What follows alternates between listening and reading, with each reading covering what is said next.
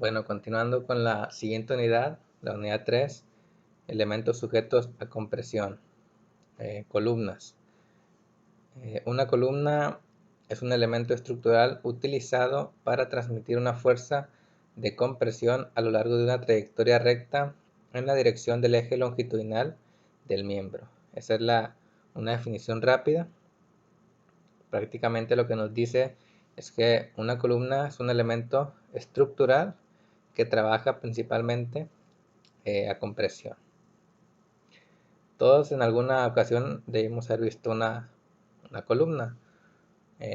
Generalmente son los elementos verticales de los edificios, pero también pueden ser algunas contraventeos o cuerdas de algunas armaduras, ¿no? Cuerdas superior, inferior, algún puntal o algún tensor, ¿no? En las armaduras pues no se les conoce como columnas, sino que dependiendo el elemento, ya que a las cuerdas son los elementos horizontales superior e inferior, eh, los, los montantes son los elementos verticales y las diagonales son los elementos inclinados.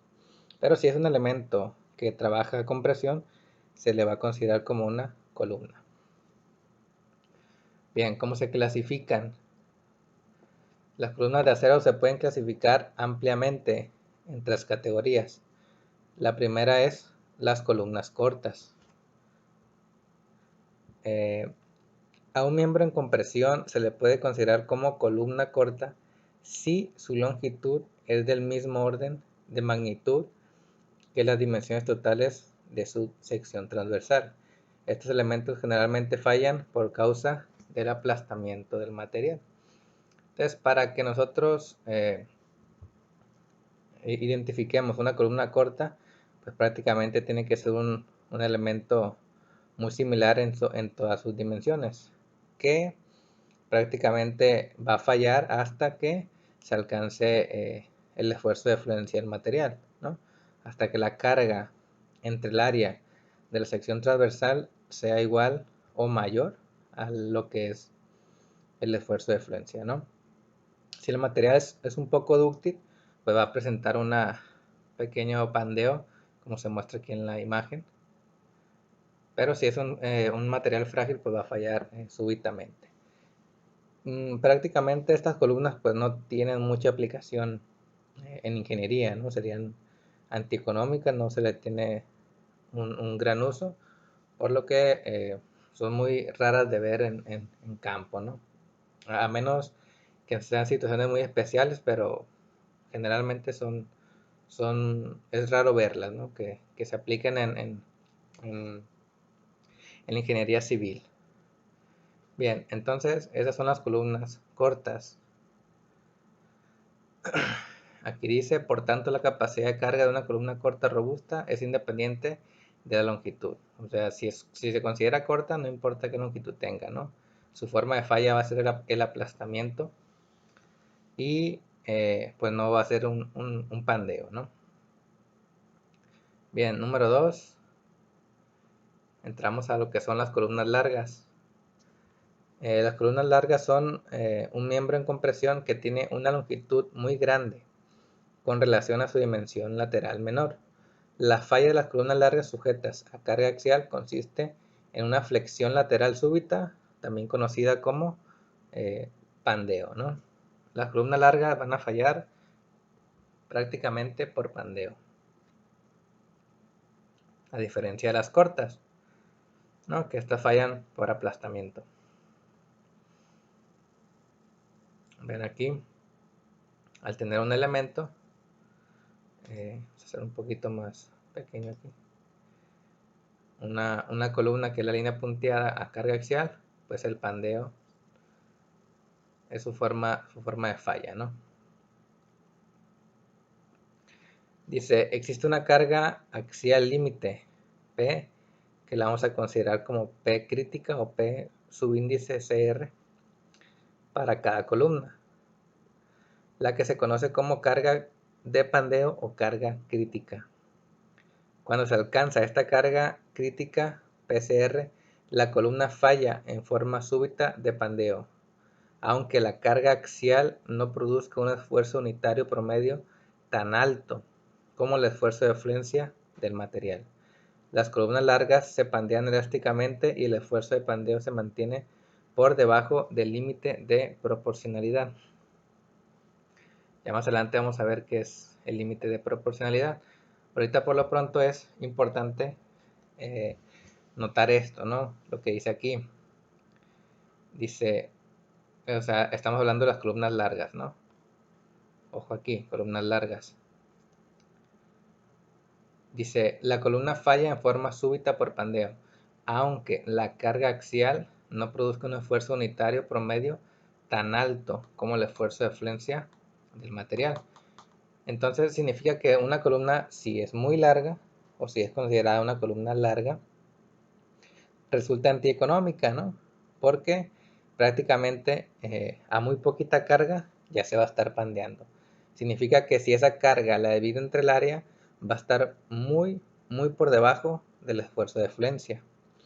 Entonces significa que, por ejemplo, vamos a suponer que fuera una acero A36 que tiene una fluencia de 36 KSI. Supongamos que al ser una columna larga, le aplico una carga que al dividirla entre el área me da un esfuerzo de 5 o de 6 KSI, muy por debajo de 36. Entonces, esa columna no está aprovechando su resistencia, pero debido a su gran esbeltez, pues falla por inestabilidad prácticamente, ¿no? Entonces, a cargas muy bajas ya presentan pandeo, aunque su relación de esfuerzo sea muy bajo, ¿no? Entonces, las columnas largas pues no nos convienen, ¿no? No es lo mejor, no es lo más práctico para ingeniería civil, ¿no? Y por último, tenemos las columnas intermedias. Estas también pueden fallar por pandeo, pero durante el pandeo, algunas de sus fibras alcanzan el esfuerzo de fluencia y otras no. Se dice que su comportamiento es inelástico. Prácticamente las columnas largas fallan en el rango elástico. ¿Por qué? Porque como su esfuerzo P entre A es muy bajo, no llegó al FY. Mientras que las columnas intermedias pues sí llegan, ¿no? Algo aquí hay que aclarar es que para que se considere rango inelástico no necesariamente tiene que alcanzar el FY, sino el límite de proporcionalidad, que es un porcentaje del esfuerzo de fluencia, ¿no? Más adelante vamos a ver cuánto es y de qué se trata, ¿no? O sea, no necesariamente tiene que llegar a 36, por ejemplo. Tiene que ser un porcentaje de eso, ¿no? Entonces, esas son las columnas intermedias. Entonces, ahí está la clasificación, ¿no? Una columna, ya dijimos, es un elemento que trabaja principalmente con presión y se clasifica tanto en columnas largas, intermedias y cortas. Ya dijimos que las cortas, pues muy rara vez la vamos a ver en la práctica. Las largas no son convenientes usarlas y pues por ende la mejor opción serían las columnas que se clasifican como intermedias, ¿no? Bien. ¿Qué tipo de secciones son viables para utilizar como columnas, no?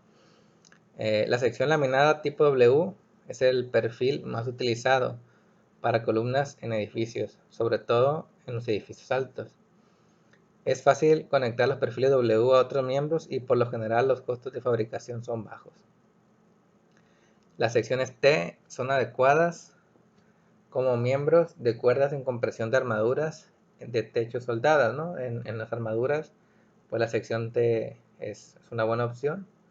Los ángulos simples y los canales se utilizan como miembros en compresión en torres.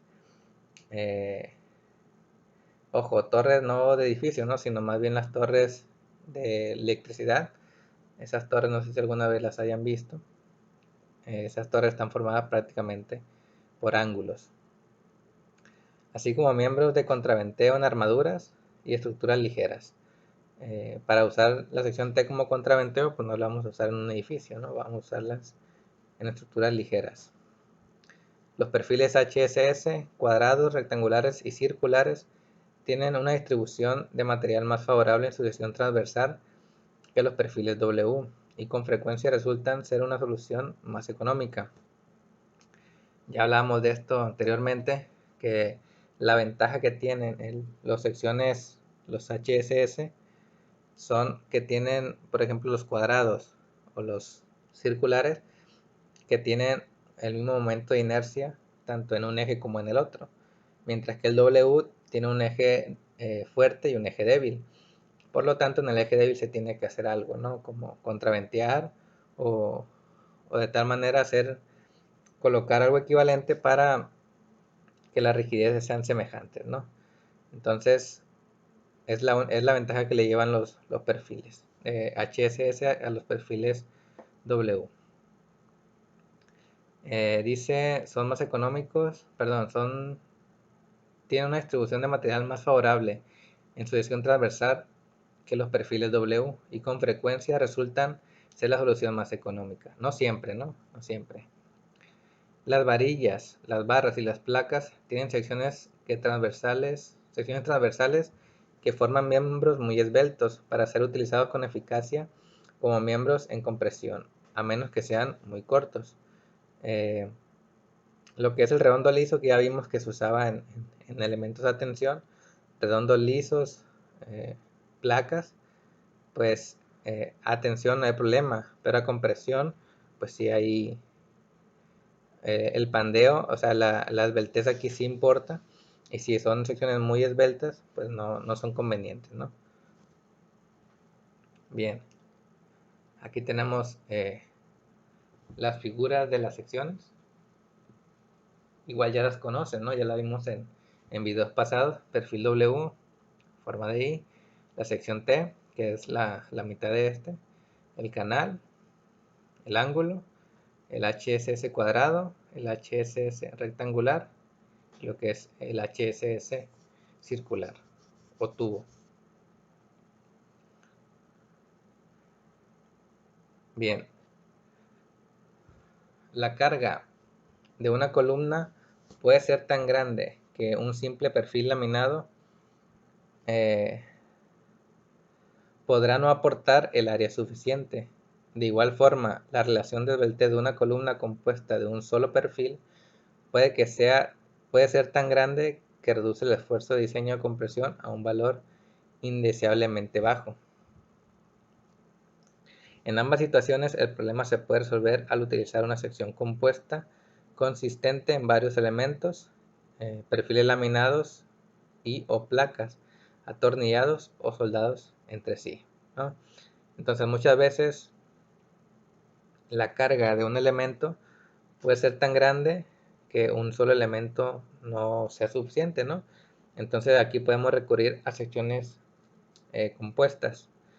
En el caso de secciones compuestas, hablando de unir dos o más secciones, ya que también existen las secciones compuestas donde es acero y concreto, ¿no? Pero esas son, en este curso no las vamos a ver, ¿no? Entonces, a secciones compuestas nos referimos a unir dos o más secciones de perfiles laminados o placas también, ¿no? Entonces, por ejemplo, fíjense aquí, la figura A, pues son dos perfiles W soldados, ¿no? Soldadura, soldadura. Se unen continuamente o ya sea por soldadura intermitente. Generalmente a veces se utiliza soldadura intermitente, es decir, a lo mejor soldo 30 centímetros, dejo libre 20, hago otro cordón de 30, dejo libre 20 y así sucesivamente, ¿no? Para ahorrar algo de soldadura. Este, por ejemplo, el B es un perfil W al que se le anexaron dos placas, ¿no? Fíjense cómo esta forma hace que la inercia en el de eje débil del perfil aumente, ¿no? Aumenta en ambos ejes, pero principalmente aumenta en el eje débil. Este de aquí, el C, pues prácticamente serían tres placas soldadas. Ya hablábamos de estos perfiles que cuando un perfil W comercial no se adapta a nuestras necesidades, pues mandamos fabricar un tres placas, ¿no? Eso no es muy común en la práctica utilizarlo. Y también pues tenemos lo que es, aquí tenemos dos ángulos con un perno, dos canales soldados, y aquí que se mira muy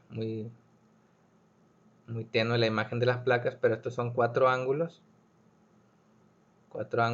soldados con placas. Fíjense cómo de cuatro ángulos asemejo una sección HSS cuadrada, ¿no? Y igual aquí lo que son dos ángulos, dos canales de espaldas y de frente, ¿no? Soldados, y aquí nos dice que pueden ser también con celosía. La celosía es una manera de, como tipo de unión de zigzag. Vamos a ver aquí un ejemplo. Imagínense, por ejemplo, esta figura aquí abajo. Vamos a hacer los canales. Algo así. Imagínense viéndolo en elevación de lado. Este es un canal, este es otro, y aquí está la separación entre ellos. Y aquí tenemos una placa. Pero esta placa de celosía es algo así. A lo mejor alguna vez la han visto, pero no sabían que se llama celosía, ¿no?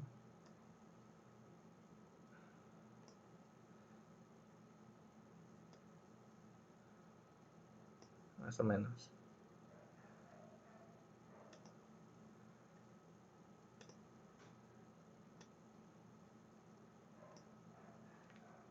Algo así. En ocasiones le ponen la cruz completa, ¿no? Para mayor rigidez ahí a la sección.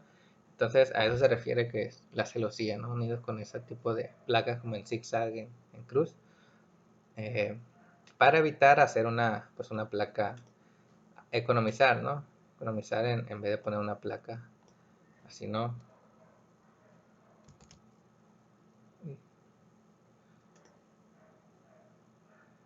Está el rectángulo, aquí está. Para economizar y no hacer una placa algo así, ¿no? O sea, imagínense usar la placa a toda la longitud, pues sería un gasto, ¿no? Entonces siempre hay que buscar también la economía y tratar de economizar. Entonces la celosía es una buena opción. Bien, entonces hay muchas maneras de solucionar un problema a falta de resistencia, ¿no? De un área. Podemos copiar aquí dos perfiles unir dos perfiles o tres, o incluso con placas, ¿no? Entonces ya con esto podamos la resistencia necesaria para poder resistir las solicitaciones. Bien, vamos a entrar a lo que es el estado de equilibrio estable, neutro e inestable.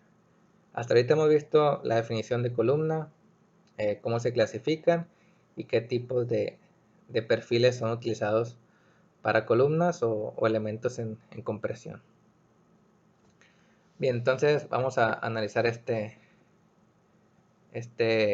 capítulo que dice: considera una columna larga, recta, articulada, sujeta a la carga axial creciente P, mostrada en la siguiente figura, ¿no? Entonces, fíjense, tenemos tres casos que se llama equilibrio estable, equilibrio neutro y equilibrio inestable. Ahorita vamos a regresar aquí a ver a qué se refiere. Dice: cuando la carga aplicada es pequeña, el miembro se mantiene su perfil lineal y permanece en su posición recta de equilibrio. Si en cualquier momento durante esa etapa se fuerza a una posición flexionada, que es esta, imagínense que originalmente tenemos este perfil que es recto, al que se está aplicando una carga P creciente, aumentando, aumentando, aumentando, y en algún punto pues se va a flexionar, ¿no? Ojo que estas deflexiones pues son exageradas, ¿no? En campo son relativamente pequeñas, ¿no? Pero aquí se exageran para que se puedan ver. Dice, mostrada con línea punteada en la figura A, aquí está, y después se retira la fuerza P, la columna regresará a su posición recta. Entonces la columna se encuentra en un estado de equilibrio estable. ¿Qué significa? Que si le aplico carga y primeramente va a permanecer de manera vertical. A la carga al ir aumentando, pues eventualmente va a llegar a un punto en que la columna se pandee. Pero si yo al retirar la carga, la columna regresa a su posición vertical original, se dice que la columna está en equilibrio estable. Bien, conforme aumenta la carga axial, se alcanzará eventualmente un estado en el cual el miembro, si se fuerza de nuevo a una configuración ligeramente flexionada, mantendrá su perfil desplazado al retirar la carga P. Bajo esta carga, la columna es capaz de mantener el equilibrio tanto en la configuración recta como en la configuración ligeramente flexionada. Entonces, la columna se encuentra en un estado de equilibrio neutro. Fíjense el caso B. Si yo aplico una carga P, ¿no? Otra vez se mantiene recta. Va a llegar un punto en que la columna se llegue al pandeo. Pero si yo sigo aumentando esa carga, esto se va a ir pandeando un poquito más, un poquito más, un poquito más.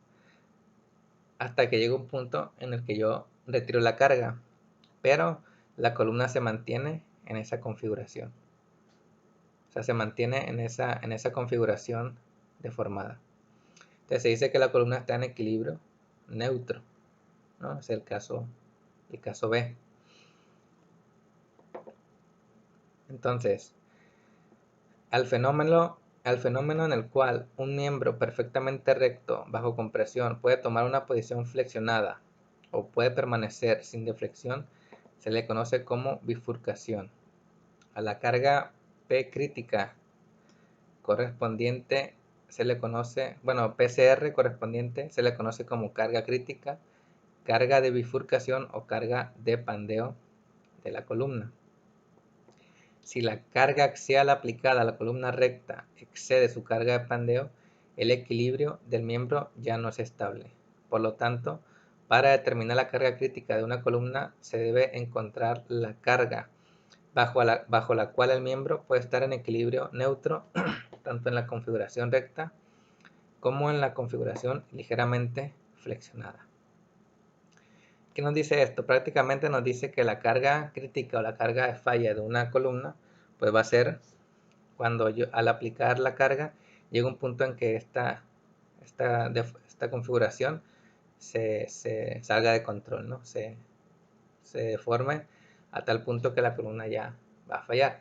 Entonces, si yo tengo una columna y le aplico carga y esta columna se empieza a pandear, no significa que ya falló, ¿no? Ni tampoco significa que la carga crítica, sino que esa columna puede aún estar en esa configuración deformada y ser estable, que es el equilibrio neutro.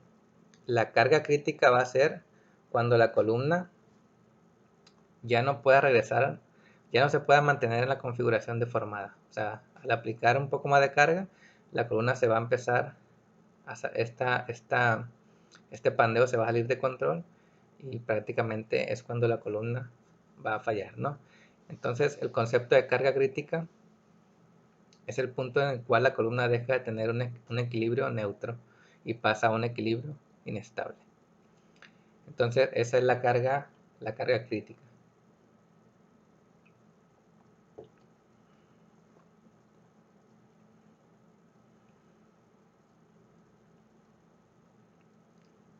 Bien. ¿Cuáles son los estados límite de falla de una columna? El primero, pandeo del miembro, que es lo que venimos hablando acá, ¿no? Acá arriba, de lo de la carga crítica. Entonces el primer modo de falla es pandeo de miembro, ¿no? Se venía a venir. El pandeo de miembro puede ser, ojo aquí, se clasifica en tres. Lo que es pandeo de miembro por flexión. En esta forma de pandeo, todas las deformaciones o las deflexiones por pandeo ocurren en uno de los planos principales de la sección transversal de la columna. En el pandeo por flexión no ocurre el torcimiento de la sección transversal. Entonces, el primer modo de falla es pandeo, que puede ser alrededor del eje X o alrededor del eje Y. Obviamente, pues más adelante vamos a ver cuál es más susceptible, ¿no? O sea, si un eje o el otro, o de qué depende que se pandee en un eje o se pandee en el otro. Entonces, en el pandeo de miembro existe por flexión. Luego está el pandeo de miembro por torsión. Las deformaciones por pandeo consisten en solo rotaciones de las secciones transversales alrededor del eje longitudinal. Entonces, esto viéndolo en planta o desde arriba, fíjense cómo tiene una rotación al aplicar la carga, ¿no? Entonces, este no se pandea como estos, o sea, no hay una flexión aquí, sino que tiende a una rotación. Entonces, es el segundo modo, pandeo por torsión. Y el tercero es el pandeo de miembro por flexotorsión. Las deformaciones por pandeo consisten en una combinación de flexión y rotación alrededor de los dos ejes de flexión del miembro. Entonces, fíjense que el pandeo de miembro por flexión-torsión es una combinación de estos. Va a tener flexión, pero también va a tener torsión. Es como que si este es si esta era la columna originalmente, más o menos ahí, esta se va a flexionar, va a tener ahí, vamos a poner flexión, pero también va a tener cierta torsión. Entonces, flexotorsión sería el tercer modo de pandeo del miembro, ¿no? Entonces, la primera forma de falla es pandeo de miembro, ya sea por flexión, por torsión o por flexotorsión. Y la número 2 es el pandeo local o pandeo de la placa. El pandeo local ocurre cuando los elementos de compresión de la sección transversal de un miembro son tan delgados que se pandean localmente antes que pueda ocurrir otros modos de pandeo del miembro. Entonces, el otro modo de falla es el pandeo local o pandeo de placa, ya que es una falla súbita de uno de los elementos que conforman el perfil, ¿no? Entonces, por ejemplo, en un perfil W lo conforman patín superior, patín inferior y el alma. Entonces, si el alma hace un pandeo como pandeo súbito, pues se dice que hay una falla local. O si el patín tiene se pandea también, ya sea el superior o el inferior, que generalmente son simétricos, también se dice que hay un pandeo local o una falla local. Entonces, fíjense aquí, este es pandeo local del alma, pandeo local del patín. Entonces, gráficamente sería algo así, ¿no? Más o menos viene la sección y hay un pandeo súbito aquí en cierto punto. Entonces podemos decir que esa falla es pandeo local. Y si ocurre esta, pues antes de que la que uno siempre espera es que sea una falla por pandeo de miembro, ¿no? Pero si ocurre pandeo local, pues ya se considera una falla. Por lo tanto, se tiene que revisar, ¿no? Entonces, esta es también una imagen más o menos de cómo sería el pandeo local en los patines.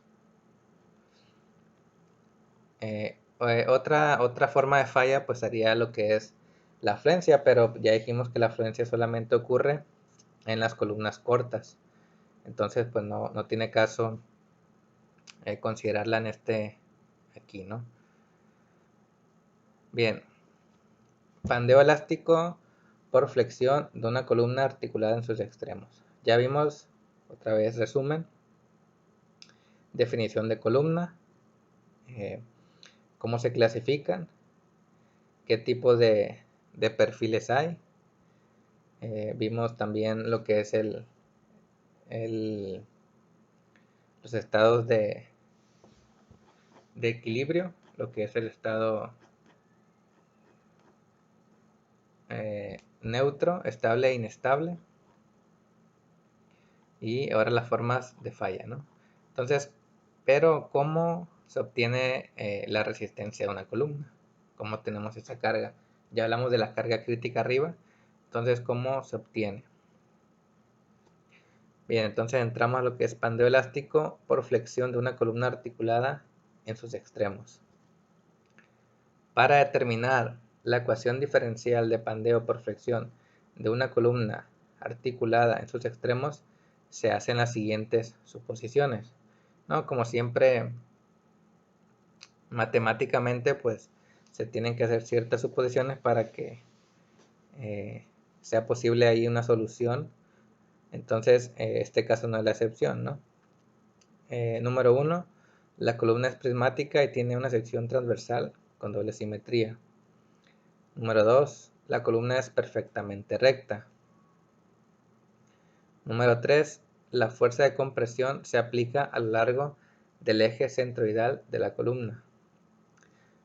No existen cargas transversales. Número 5, los extremos del elemento están idealmente articulados. Esto es, el extremo inferior de la columna cuenta con una articulación inmóvil, en tanto que el extremo superior está soportado de tal manera que puede rotar con libertad y moverse de manera vertical, pero no horizontalmente. 6. El material es homogéneo y obedece la ley de Hooke. Esta ya la conocemos, ¿no? 7. Las secciones planas antes de la deformación permanecen planas después de la deformación. 8. Las deformaciones del miembro son pequeñas. Esto es, la curvatura se puede aproximar mediante la segunda derivada del desplazamiento lateral. 9. Se desprecia la influencia de las deformaciones por cortante. Y número 10. No ocurre giro o distorsión de la sección. Entonces, bajo estas suposiciones, se va a plantear una ecuación diferencial para poder determinar la carga crítica, ¿no?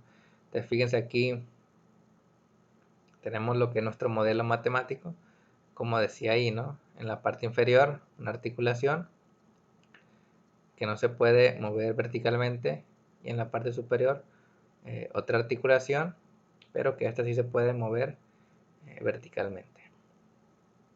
Entonces, este es nuestro modelo matemático.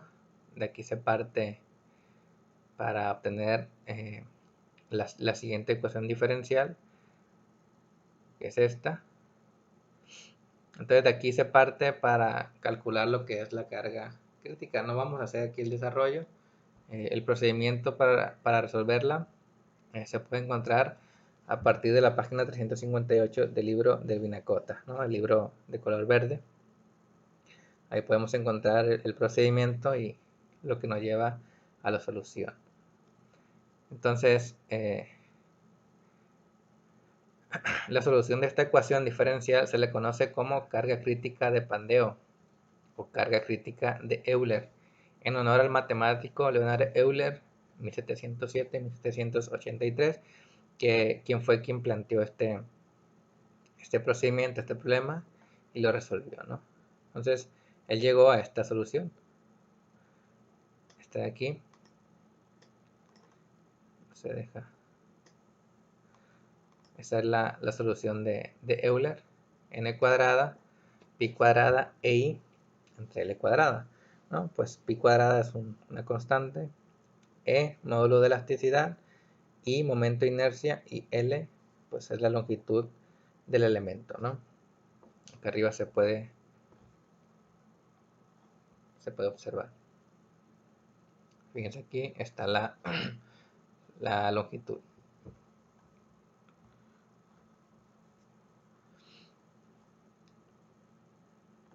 Dice, generalmente el valor de n es igual a 1, ya que valores de n mayores a 1 no son posibles, a menos que se restrinja en forma física la columna articulada y se evite que se flexione en los puntos en los que pudiera ocurrir la inversión de la curvatura. Así, si se provee soporte a la mitad de la altura, se fuerza a la configuración pandeada a un segundo modo y resulta una carga crítica multiplicada por un factor de 4. Si se provee soporte en los puntos en los tercios, se fuerza a la configuración pandeada al tercer modo, que provoca una carga de pandeo que es 9 veces la del primer modo. Entonces prácticamente lo que la ecuación dice es esto, ¿no? Cuando la n vale 1, pues la configuración deformada es esta de aquí.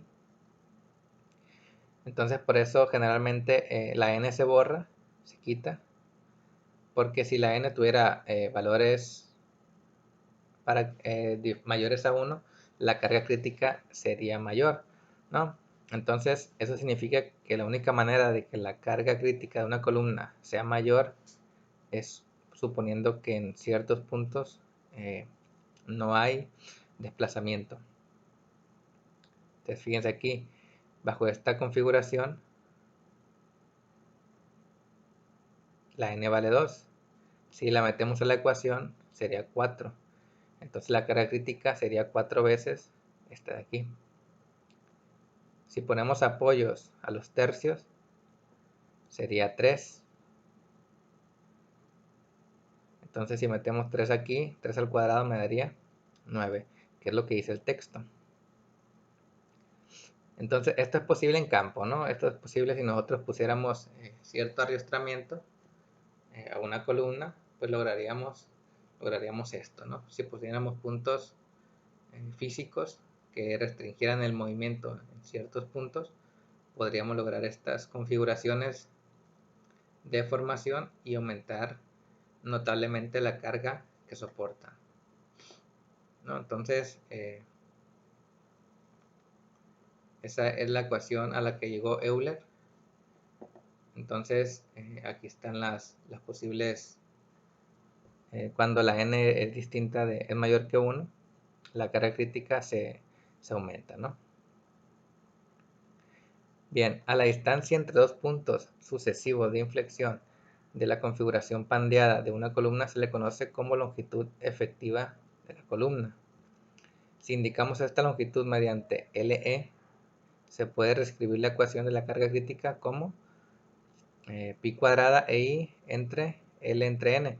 Fíjense, aquí la N solamente la bajamos, ya que acá abajo está dividiendo y como la longitud está al cuadrado, y N también queda L entre N.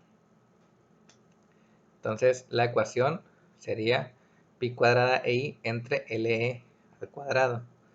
Entonces aquí no es necesario el valor de la N. LE va a ser la longitud. Por ejemplo, aquí sería toda la longitud. Aquí LE sería que la longitud efectiva sería L media. Entonces si yo aquí pongo L media, me dará lo mismo que si pusiera N igual a 2, ¿no? Ya que L entre 2 al cuadrado me da 4.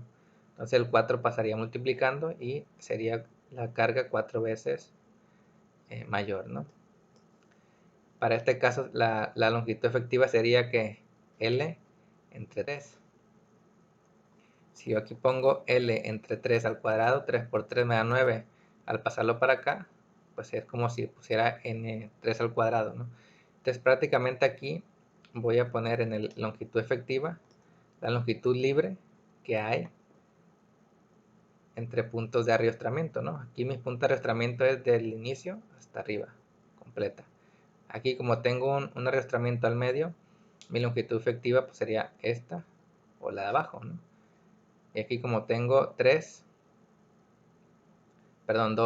dos puntos de arrastramiento, tengo 3 longitudes efectivas iguales, ¿no? Ahora ustedes se pueden preguntar, bueno, ¿y qué pasa si no son iguales, no? Pues es sencillo. Si, si yo tengo 2 longitudes, o sea, o un arrastramiento, por ejemplo, vamos a tomar este caso, que nada más tuviera este. O sea, que nada más tuviera, vamos a ver lo más grande, solamente tuviera este y no tuviera este, la longitud tendría 2 longitudes, ¿no? Sería, está muy grande esa,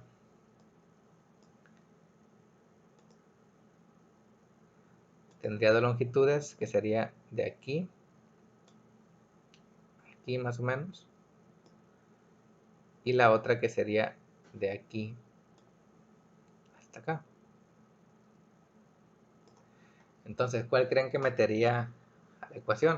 O sea, qué columna, vaya, vamos a decir que la configuración, o sea, la configuración deformada sería esta, pero aquí haría algo así. Sería hasta abajo, más o menos, ¿no? Ya que esta, como este punto no existe, pues la configuración sería deformada sería esta. Entonces, ¿qué tramo creen que tenga más resistencia? ¿Este de abajo o el de arriba? Fíjense que en la ecuación, en la ecuación de la carga crítica, la longitud está abajo. Entonces, mientras más grande, y está al cuadrado, ¿no? Mientras más grande es la longitud, como en la carga crítica. Si está dividiendo, mientras más grande sea, pues la carga va a ser más pequeña. Entonces, obviamente, de estas dos longitudes, ¿cuál es la más grande? ¿La de arriba o la de abajo? Ya que esta mide 2/3 de la longitud y esta 1/3. Entonces yo aquí sé que la longitud o que la columna, el tramo de la columna más crítico es el que tenga la longitud efectiva o la longitud libre no ariostrada más grande. Entonces, por lo tanto, esta parte de la columna es la que va a fallar, ¿no? Entonces, cuando sean longitudes que no sean iguales, simplemente hay que meter la longitud más grande. Y esa es la que va a tener la menor resistencia. Bueno, entonces vamos hasta aquí, ¿no? Hasta la carga crítica de Pandeo de Euler.